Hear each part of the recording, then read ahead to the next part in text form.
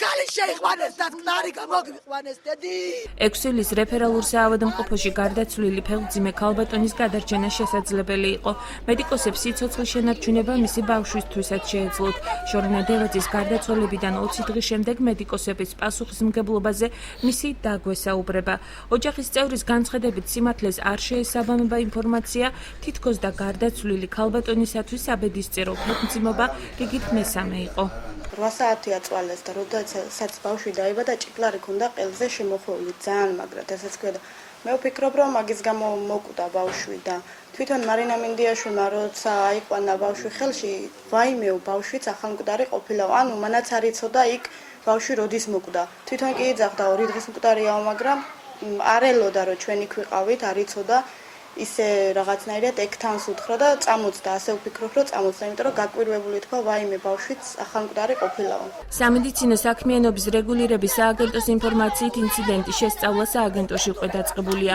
მოკვლევის პირველი ეტაპი დასრულებულია და შეგროვებული დოკუმენტაცია ექსპერტებთან უკვე გადაგზავნილია. გამოძიება მკურნალი ექიმის სასარგებლოით ჭიანურდება. ვერსიაზე გარდაცვლილი პაციენტის მეუღლე საუბრობს. მისი თქმით, მომხდართან დაკავშირებით ის უკვე დააკითხეს. მასთან ერთად ჩვენებები ჩამოართვეს გარდაცვლილის მამას და მკურნალ ექიმს. ექიმის დაკითხვა მე რამდენიც მე ვიკითხე, დაკითხულია ექიმი, მაგას არც ისეთი რამე უნდა ექიმი დაიკითხოს. დაკითხული არის, მაგრამ ინფორმაცია მე ლემსი რომ მქონდა 04-იანი, მას ნათქვამი აქვს 06-იანი.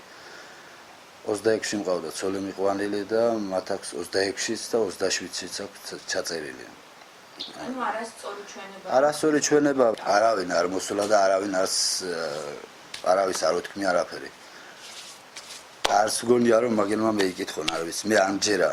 მე სიმართლეს იმასაც ვიტყვი, რომ არც მაგათი ანალიზების პასუხების მჯერა და არც არაფერი. მე ამ საქმეს თავს არ დავანებებ. ექსპერტიზის დასკვნამდე თემაზე საუბარს ერიდებიან ბათუმის რეფერალურ საავადმყოფოში. შესაბამის დასკვნას ელოდებიან შინაგან საქმეთა სამინისტროშიც, სადაც საქმე 116 მუხლით არის აღძრული, რაც გაუფრთხილებლობით სიცოცხლის მოსპობას გულისხმობს.